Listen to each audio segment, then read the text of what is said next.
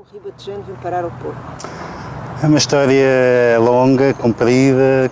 Fui subindo aos pouquinhos, primeiro para Aveiro, depois de Aveiro para os Estados Unidos e dos Estados Unidos o meu regresso a Portugal foi para o Porto, primeiro para o Jardim Botânico e depois vim cá parar a Serralves. Essa subida na geografia do país e por fora teve a ver com a sua formação?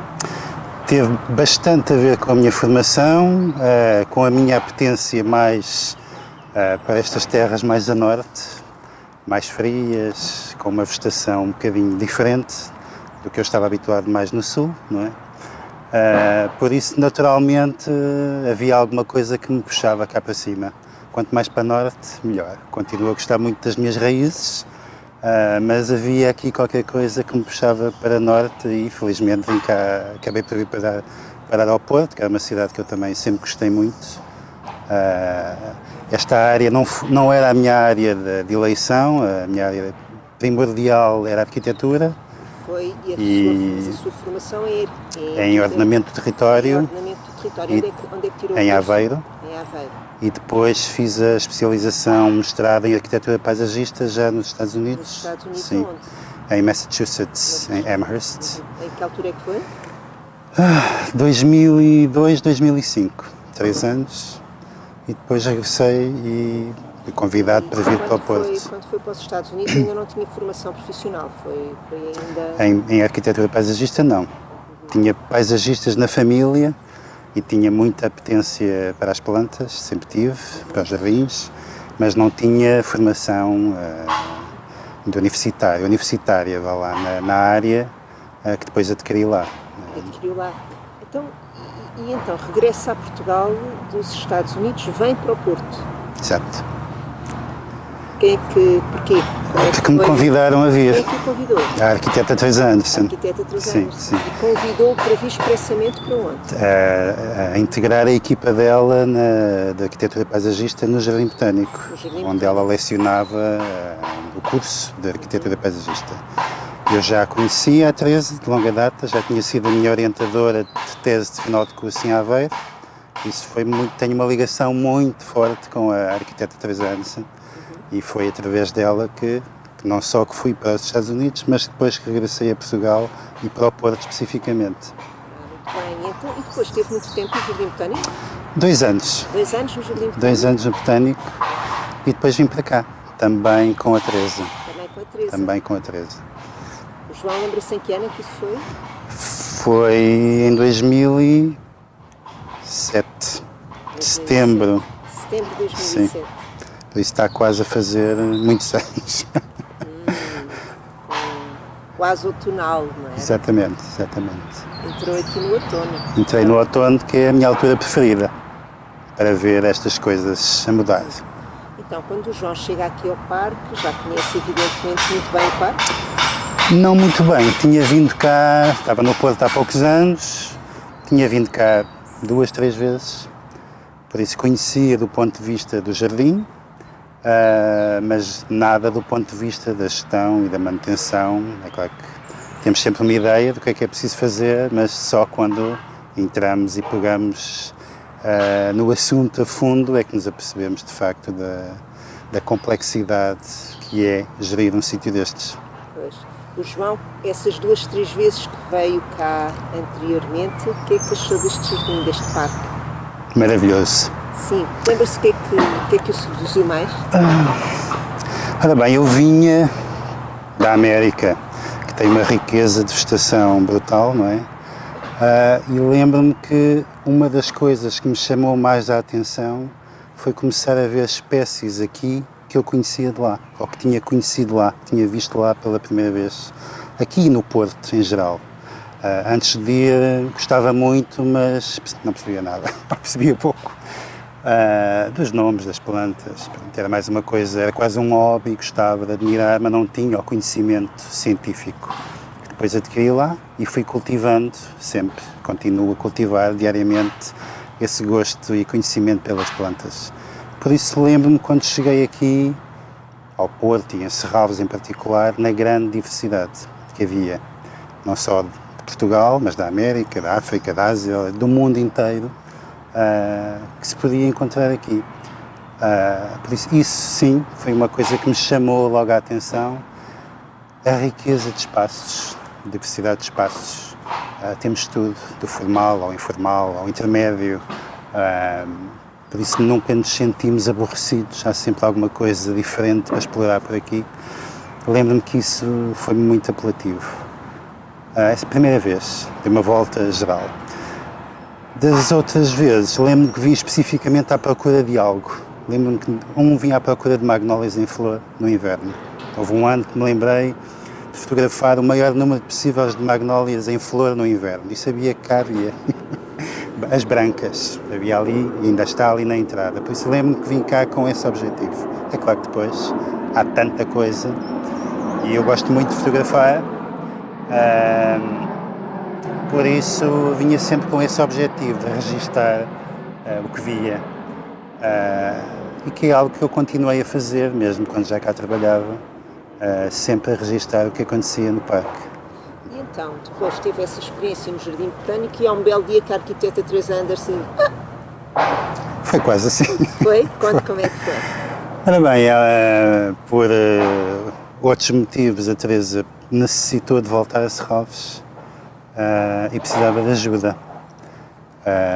E como à data eu estava com ela no Botânico, ela perguntou-me se eu estava interessado numa experiência de Serralves. Ela sabia que eu estava interessado em ter uma experiência de gestão de jardins.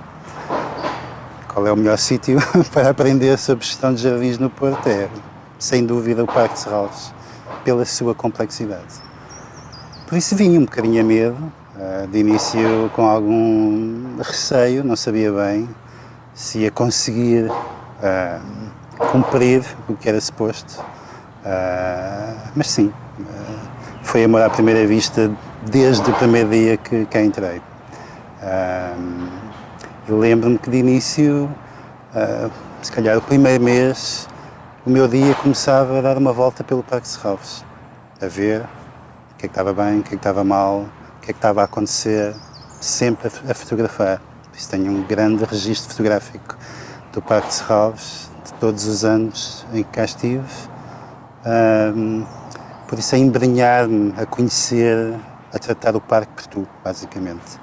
Por isso sim, o primeiro mês, 2 meses, foi assim, foi conhecer o parque com calma, conhecer as pessoas, conhecer quem já fazia a gestão do parque. E foi assim, devagarinho, fomos tornando amigos e íntimos.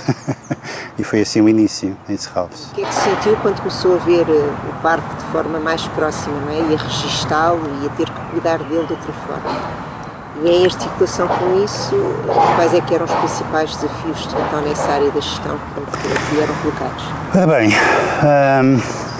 muito do ponto de vista da vegetação, porque sendo o espaço que é, havia sempre muito, e tendo a história toda que já tinha, até anteriormente à minha vinda, os projetos todos de recuperação, o que se tinha feito, foi preciso aprender esta história toda. Eu não conhecia Serralves dessa maneira, por isso tive que fazer também esse estudo todo, o historial todo, o que é que tinha acontecido, e mesmo a própria história da sua criação, não é?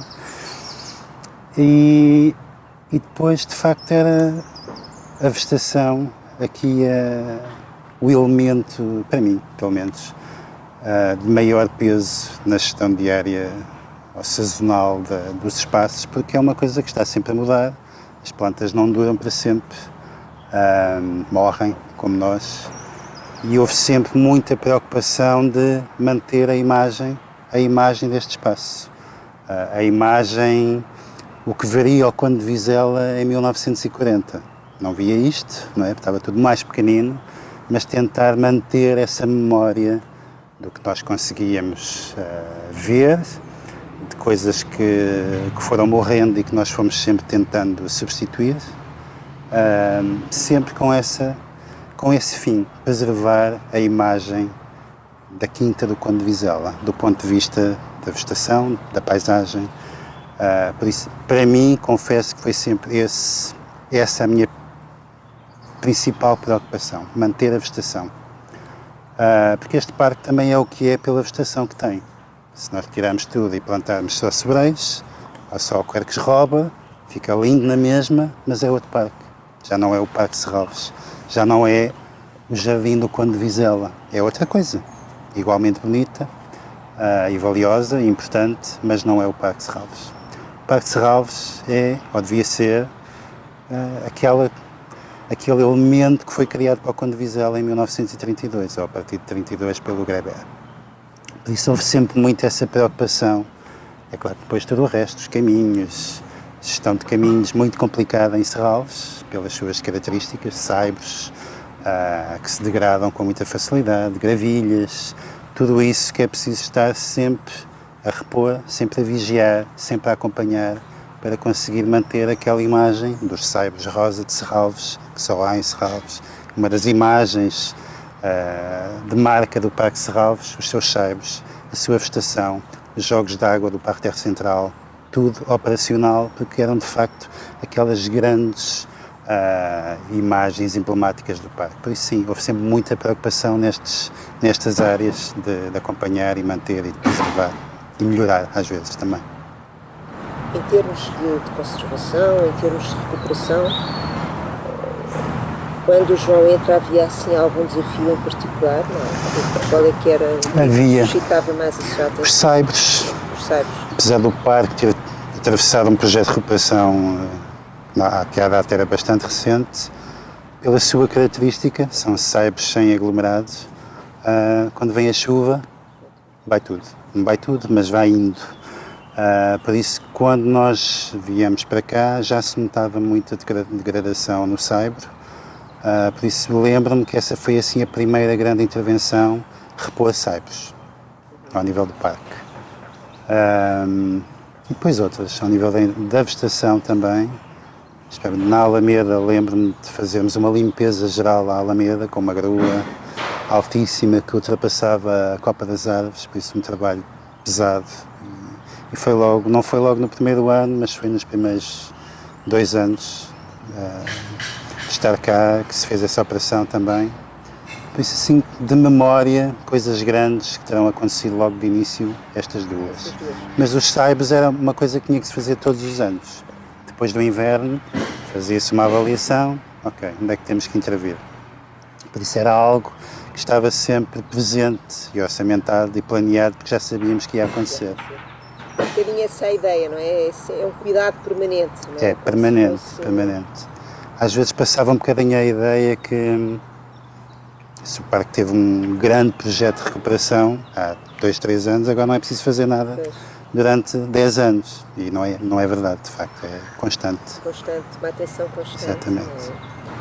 E a nível das atividades do parque, quais é que, na altura, como é que o João também, quer dizer, se calhar essa parte estava menos familiarizada com Estava menos e lembro-me que não comecei logo de início com a parte das atividades, porque estava mais ligado à gestão só do parque, eu não era diretor do parque, só uns anos depois é que acabei por vir a ser, por isso de início o meu trabalho passava muito pela gestão, por isso não me envolvia tanto se calhar nas atividades.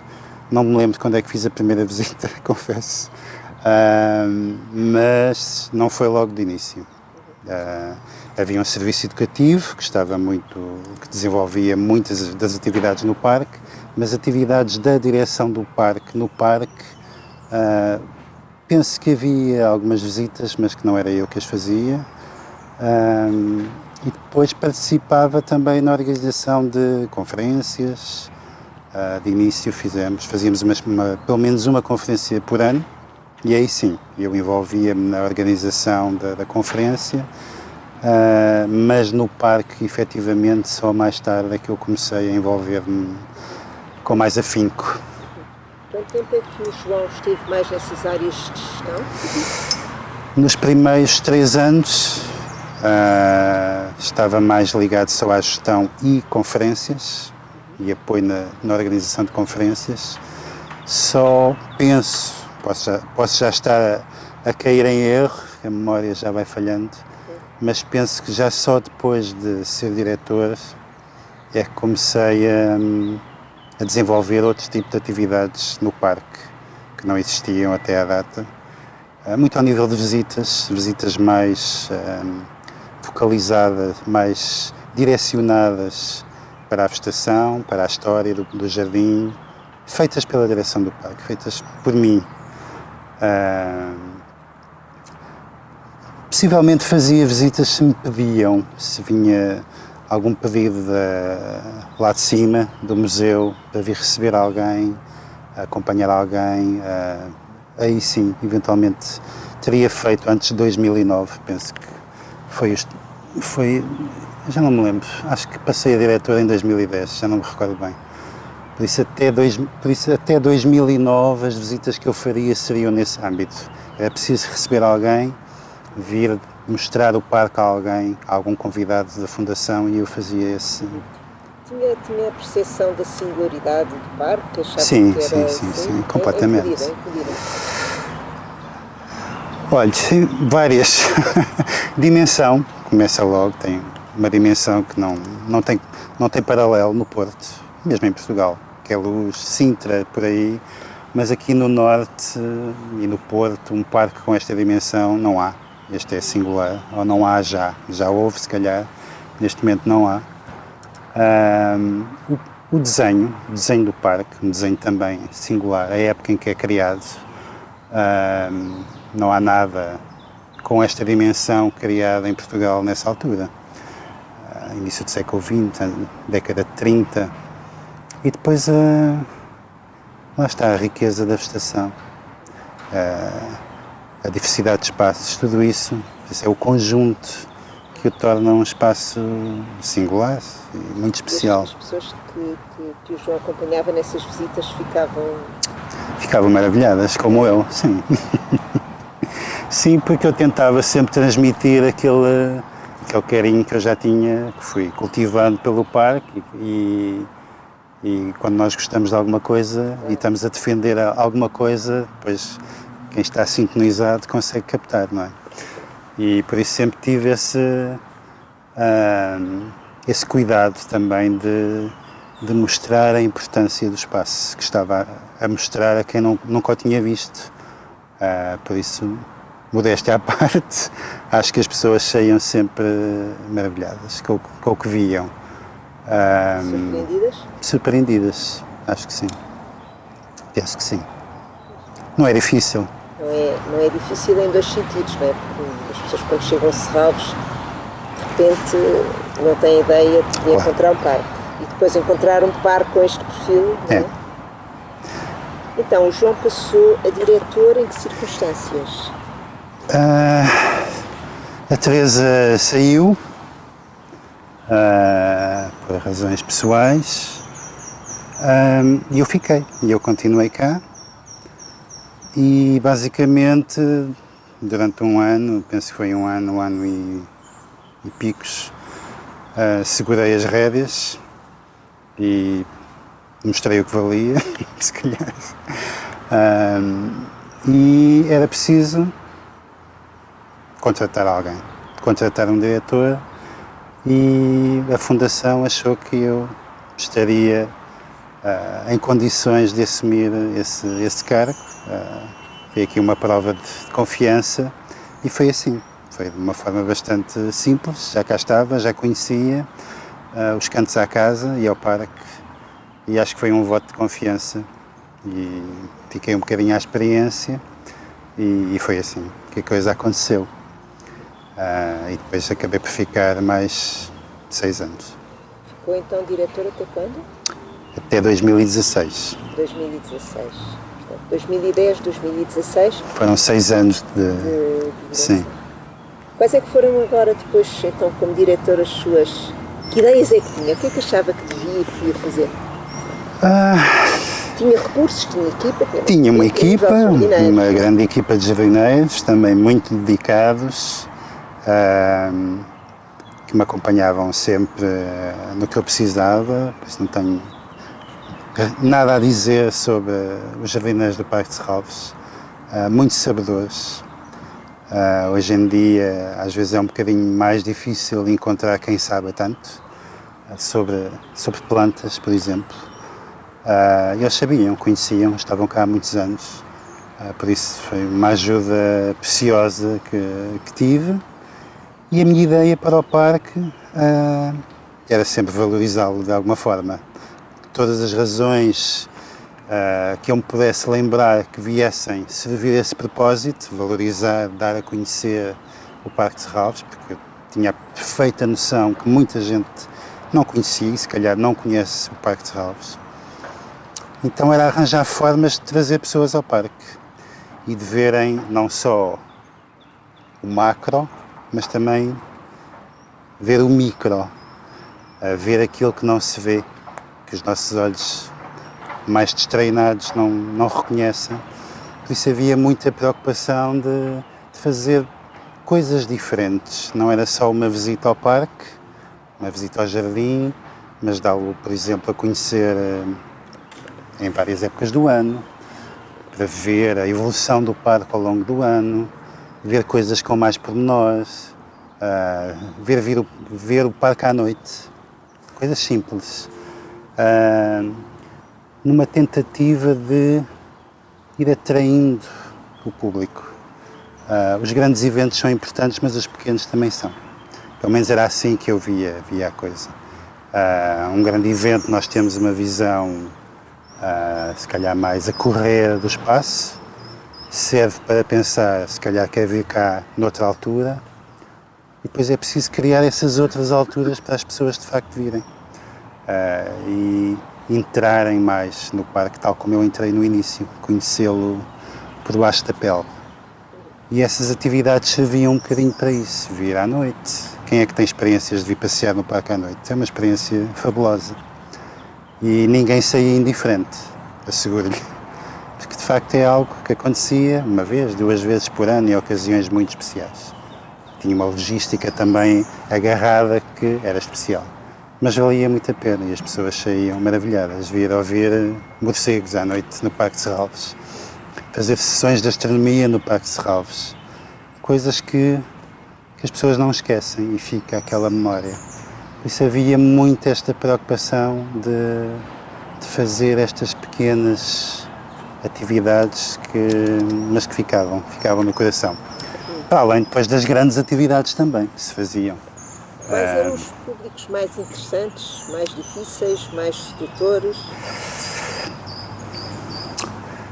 O público que vinha ao parque, eu acho que é engraçado porque quando nós ficamos vários anos no mesmo sítio, começamos a perceber que há pessoas que voltam e que nós próprios vamos começando a conhecer aquelas pessoas. E isso aconteceu comigo.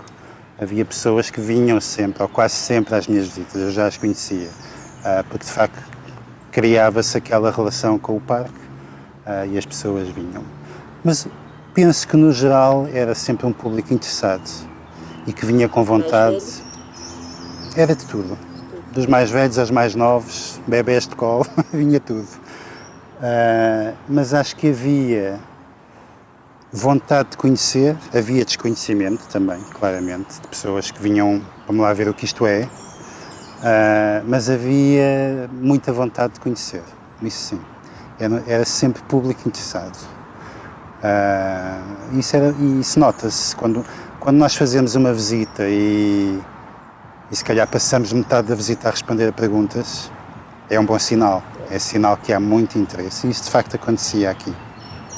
As pessoas não ficavam meramente a ouvir o que eu dizia, faziam perguntas e interagiam. Isso é bom. Por isso mostrava que havia interesse, de facto, das pessoas em perceberem aquilo que estavam a ver e faziam perguntas e viam, e esta árvore o que é, e esta ervinha, e esta flor, e este espaço, para que é que servia. Por isso havia sempre uma grande interação com o público. Uma visita dessas podia demorar quanto tempo? Penso que eram várias durações, mas penso que a visita mais curta seria 1 hora. Dava para ver a correr o parque, mas depois penso que cheguei a fazer visitas de 3 horas, era o máximo. Mas em 3 horas já dá para ver muito bem o parque todo, até lá abaixo, a Mata 7, até à Quinta. Dava para fazer a volta toda e aprender muito sobre a história, sobre as árvores, sobre os espaços, sobre as aves também e outra fauna que habita o Parque de Serralves. Por isso, 3 horas, sim, penso que terá sido o máximo que eu terei feito por cá. Nessa altura, nesses 6 anos, portanto, manter a identidade do parque, não é? Quer dizer, e nota-se a sua valorização do projeto inicial de Reber e a estrutura inicial do parque. No fundo, dar mais visibilidade, quer dizer, permitir uma visita mais íntima do parque às pessoas, não é? E sob o ponto de vista também da conservação, do restauro, de visão para o parque, quais é que eram as suas ideias, ou quais é que foram as suas ideias ao longo desses 6 anos? Ora bem, foi sempre muito manter, porque eu achei que não deveria introduzir elementos novos, não é? Por isso era aquilo, como eu disse há pouco, era muito manter a imagem, manter a Quinta do Conde de Vizela. Por isso passava sempre muito por recuperar, substituir e quase nunca introduzir elementos que viessem perturbar essa imagem. Que eu fiz, mas não muito frequentemente, e mais na Quinta.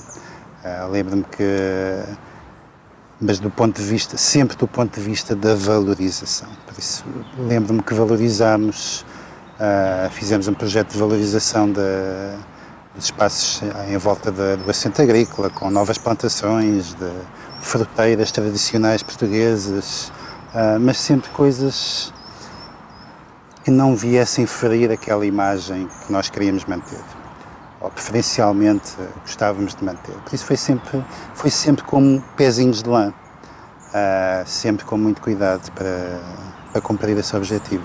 Mas fez muita coisas que não se viam, porque estas coisas não se veem, de facto, não é? Se cai uma árvore destas grandes, nota-se. Um mês depois já ninguém se lembra. E depois planta-se outra e temos que esperar mais 80 anos e já ninguém se lembra que aquela árvore estava lá e que foi substituída. Por isso é um trabalho um bocadinho invisível, mas tem que ser feito, porque se não o fizermos depois ele torna-se visível. Por isso é um trabalho difícil, não é fácil, mas foi-se sempre fazendo. Quais é que são os seus espaços preferidos de parque? Este espaço onde estamos... Onde é que nós estamos? Estamos no Bosque das Faias. Pode falar um bocadinho da história do Bosque das Faias?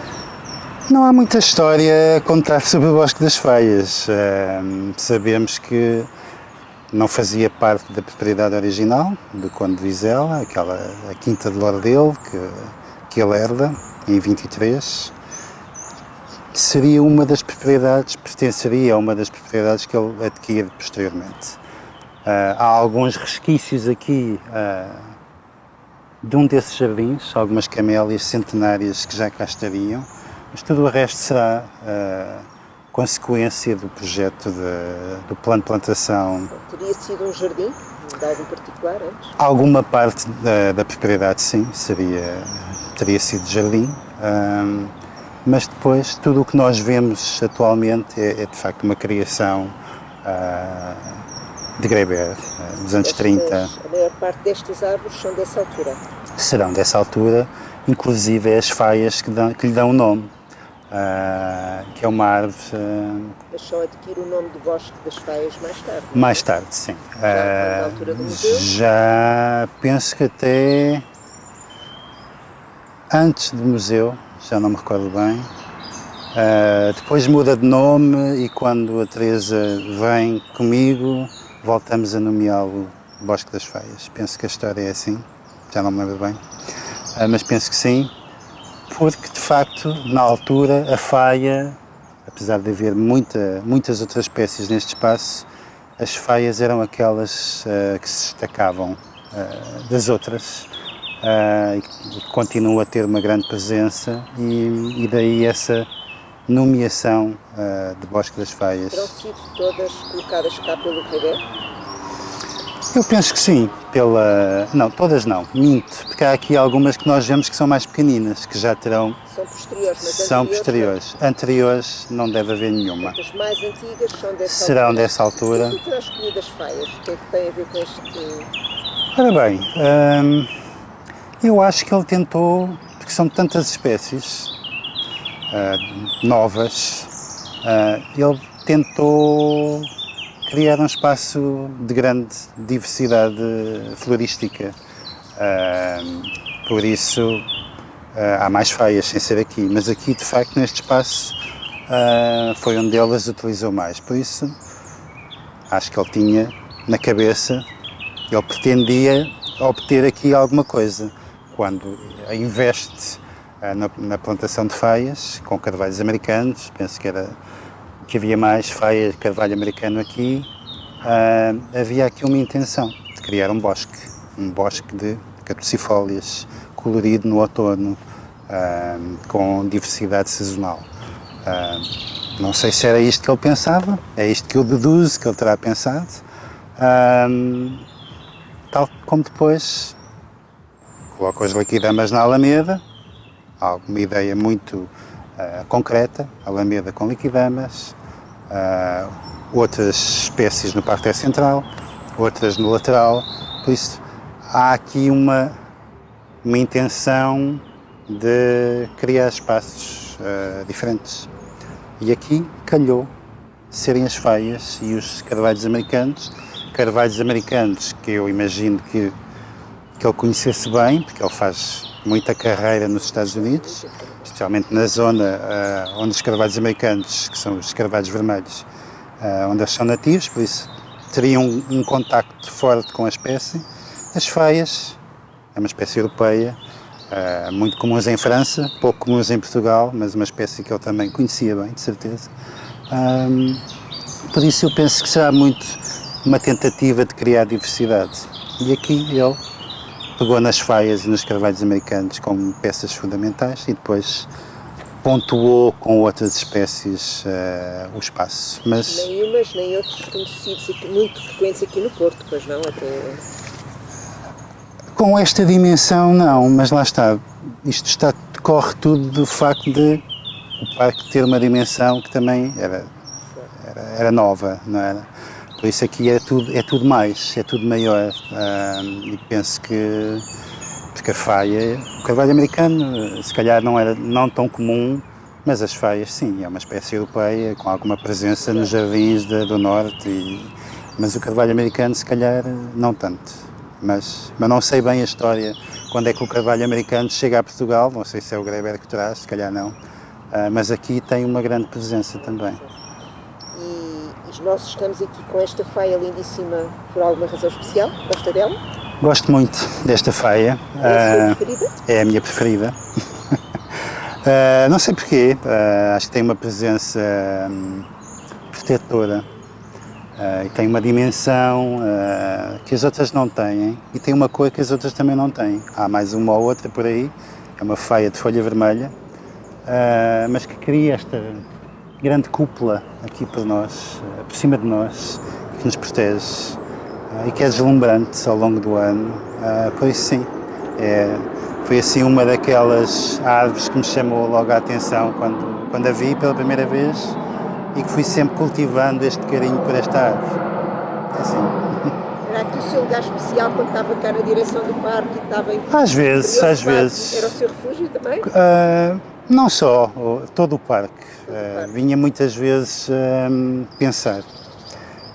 Muitas vezes, às vezes não tanto como eu gostaria, mas sim, chegar a Serralves cedo, antes de Serralves abrir ao público, num dia de verão, logo pela manhã, quando está tudo ainda fresquinho, com o sol a passar pelas copas, e é só o parque e eu.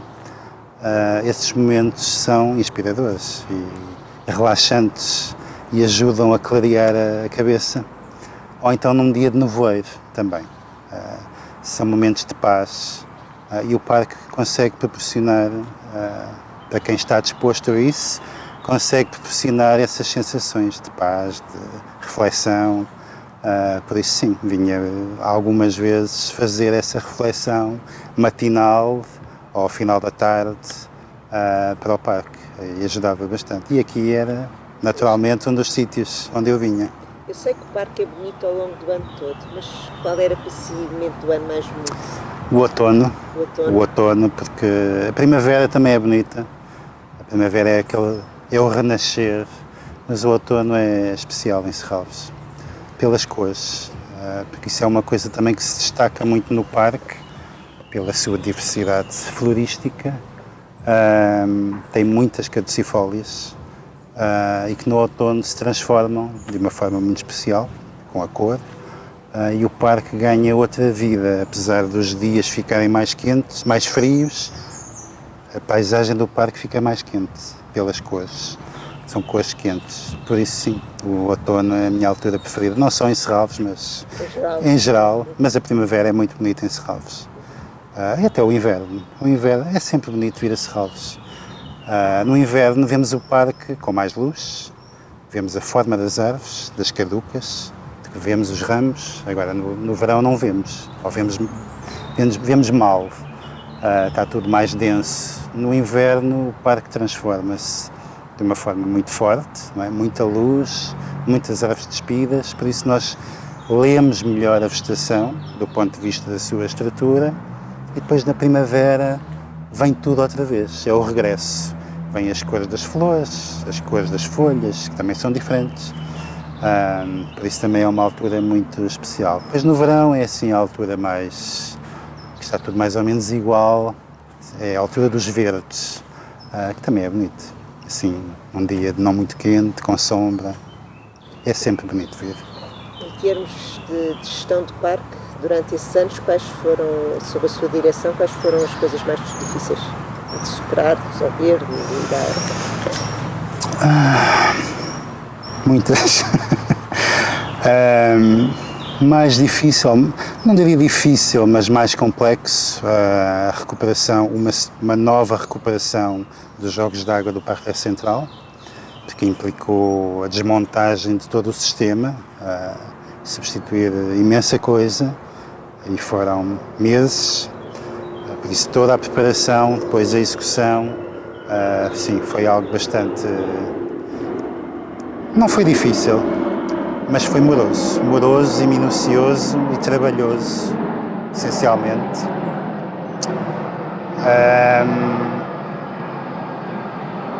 Por isso sim, essa terá sido a que me ficou na memória como a ação de maior complexidade. Outras obras que se fizeram, fez a recuperação dos edifícios do Mata 7, que não estavam em uso, por isso também foi um processo com alguma complexidade, aí que envolveu muita gente, muitos trabalhos diferentes, por isso sim, mas eu diria que para mim aqui a intervenção no Parque Central terá sido aquela que me ficou mais na memória, como algo grande que se fez, mesmo ao nível de pavimentos, de degraus que estavam com problemas por raízes que cresciam por baixo dos degraus e que levantavam as escadarias e que teve que ser tudo desmontado, tudo refeito. Por isso sim, essa intervenção, assim, do ponto de vista do projeto, terá sido a maior. Foi muito bem sucedida. Penso que sim, na altura pelo menos ficou com muito bom ar. E sim, e o sistema ficou a funcionar melhor do que o que funcionava, por isso sim, foi uma intervenção gratificante e que tinha que ser feita de facto. Mas terá que ser feita mais vezes, não chega uma, duas, é algo que tem que ser recorrente. Exatamente. Como tudo que tem a ver com o parque, tem que se ir fazendo. Tem que se ir fazendo. Bem, podemos não fazer, mas depois... Mas depois é mais difícil um dia pegar... Algum projeto que na altura quisesse ter feito, que não era adequado? Projetos que não consegui fazer, alguns. Não consegui recuperar o parque terra-lateral, por exemplo. Era um projeto que é difícil, tendo em vista os usos que o parque tem, alguns dos usos, mas seria no futuro, quem sabe, um projeto interessante de fazer, trazer aquela imagem que é tão diferente da imagem que temos hoje, do parque terra-lateral. O próprio Jardim das Aromáticas, que é um projeto bem mais recente, da autoria da arquiteta Teresa Marques. Mas ela está a renovar agora. Ela está a renovar agora, pronto, é alguma informação que eu não sabia, ainda bem. O próprio Roseiral, que acabou por ser intervencionado já posteriormente. Por isso estes 3 grandes projetos eram projetos nos quais eu gostaria de ter trabalhado, mas que foi impossível, por diversas razões. João, quando olha hoje para Serralves, o que é que acha que representa Serralves? Para mim? Não, em absoluto. A segunda pergunta é para si. Em absoluto, eu acho que é um marco na história da arquitetura paisagista e da arte dos jardins em Portugal, que e que merece todo o nosso respeito para o preservar. Sempre. A preservação, para mim, será sempre fundamental num espaço destes, porque é parte da nossa história. E tudo o que é a nossa história deve ser valorizada e preservada e dinamizada e divulgada. Por isso eu acho que, no geral, e sendo Portugal um país tão rico nesta arte, nem sempre valorizada, é um facto, acho que Serralves tem quase um bocadinho a obrigação de defender esta arte em Portugal. Não só para os portugueses, mas também para conhecer aos estrangeiros o que é que se faz cá.